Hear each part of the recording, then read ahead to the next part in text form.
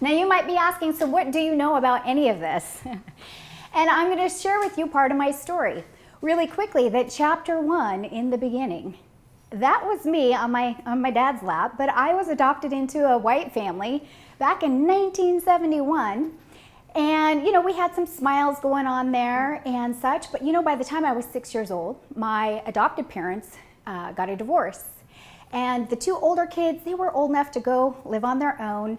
My dad took the 2 middle ones and moved to Bellevue and got remarried and had this beautiful, glamorous life.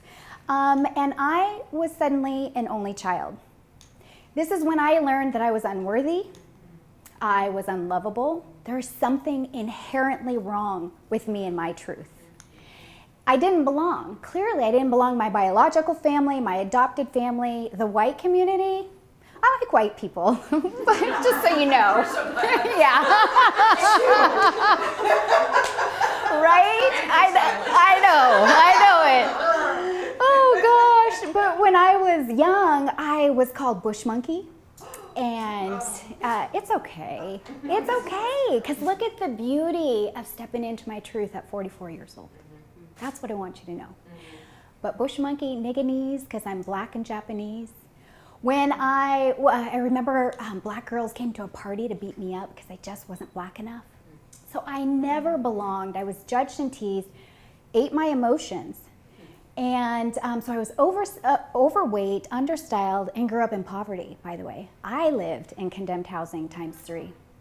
This is when I learned I am just not enough and I have nothing to offer the world, okay? I'm a freak. That's my mind. I don't even know how to place myself in this world.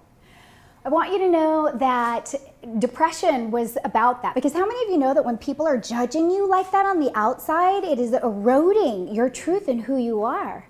But I want you to know that while I was ready to hightail it off this earth, something intercepted me and said, look, you are fearfully and wonderfully made. Amen.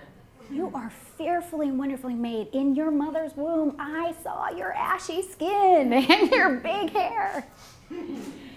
And that was a message of hope. And it was something that started here. It was an inside out transformation that began to happen.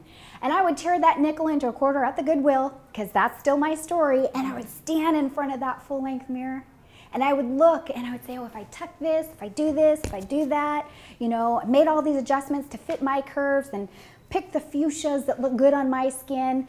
I was dressing my fearfully and wonderfully made, just like I'm helping you all dress your fearfully and wonderfully made.